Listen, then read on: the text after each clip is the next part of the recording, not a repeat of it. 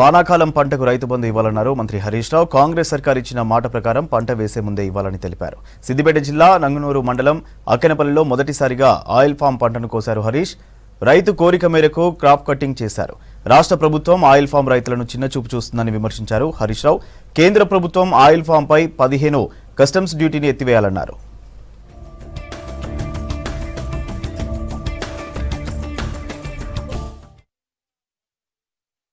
ఎన్ని విత్తనాలు కావాలంటే అన్ని పచ్చి రొట్టె విత్తనాలు రైతులకు అందుబాటులో పెట్టాం.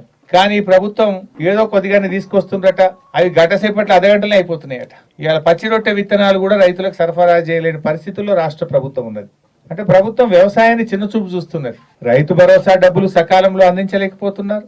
ఎరువులు కూడా స్టాక్ పెట్టుకోండి, మళ్ళీ రైతులకు ఇబ్బంది కాకుండా గత ప్రభుత్వం ఎట్లయితే ప్లాన్ చేసిందో ఎరువుల కొరత రాకుండా కూడా ముందస్తు చర్యలు తీసుకోవాలని కూడా ఈ ప్రభుత్వానికి నేను సూచిస్తా ఉన్నాను.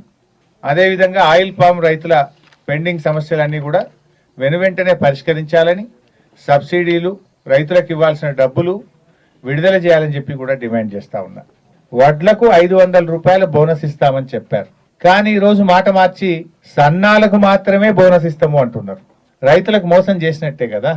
ప్రభుత్వం ఇప్పటికైనా కళ్ళు తెరవాలి. రైతులకు అన్యాయం చేయొద్దు, రైతులకు మోసం చేయొద్దు. అన్ని రకాల వడ్లకు 500 బోనస్ ఇవ్వాలని చెప్పి నేను ప్రభుత్వాన్ని డిమాండ్ చేస్తా ఉన్నా.